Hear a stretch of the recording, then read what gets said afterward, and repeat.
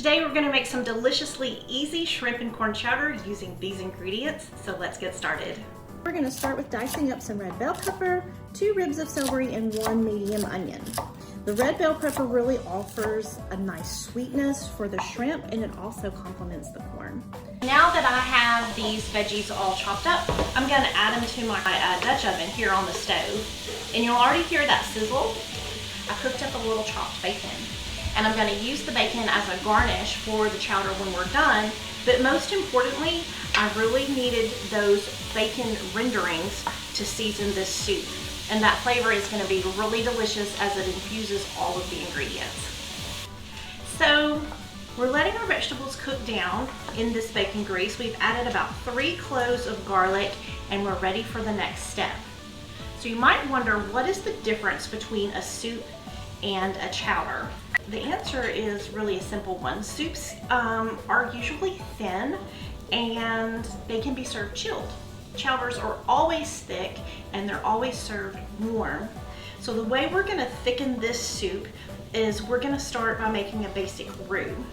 So we're gonna add a little flour and we're gonna stir it in. We're gonna coat our vegetables. So we've added our flour and you can see what that looks like in there. We've coated all of the vegetables. We're gonna add just a little bit of chicken stock. Now for this recipe, you really wanna use a good quality stock.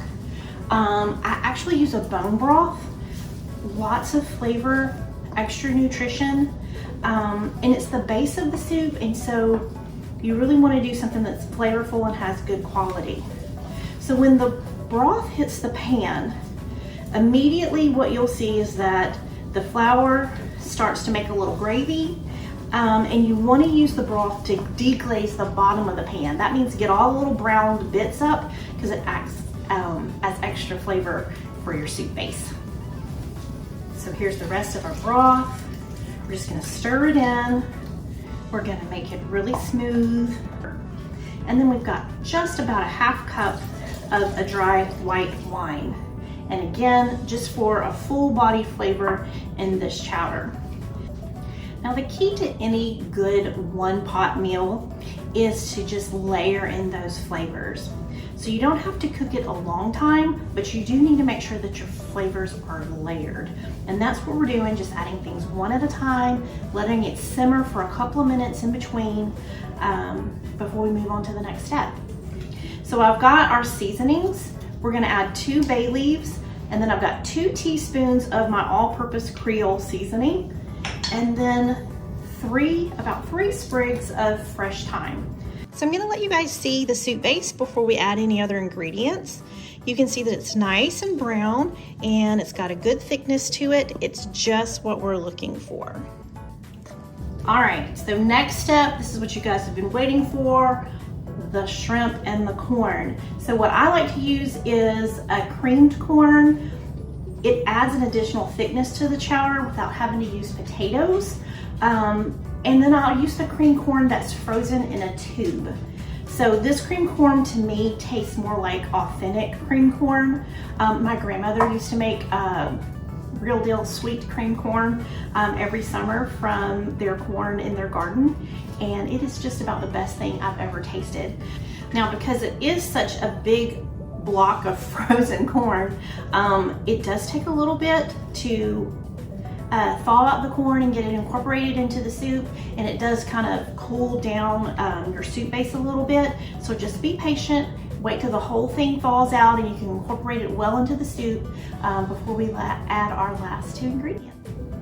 Okay, so our corn is fully incorporated into the soup now. It only took about 5 to 8 minutes for that to happen, so not a long time, but just enough to get it into the soup and the soup back up to a simmer. And we're ready for our shrimp. Now these are frozen shrimp, but you can use fresh shrimp if you have access to that. Frozen shrimp is great as long as it's flash frozen, which that means it's frozen separately and not clumped together in the bag. So you'll know that at the grocery store when you see it. These are large size, you can use medium, but I like large because I like how it looks in the chowder. So we're just gonna add these in here.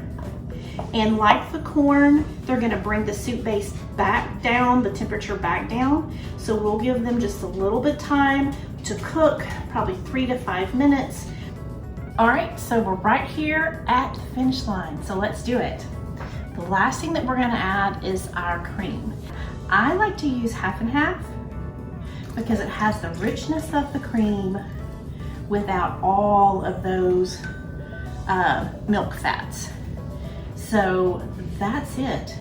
That's all we have to do, and we're ready to serve. So let's talk about a few of my serving secrets, because we don't want this recipe just to be a success in the kitchen. We want it to be deliciously successful all the way to the table.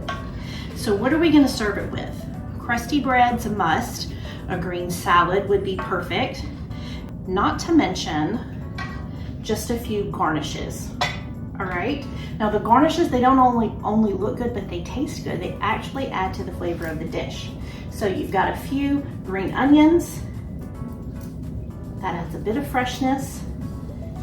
I've got a few extra corn kernels here from just a bag of frozen corn. And of course that bacon that we made earlier, we can't leave it out. So just look at this.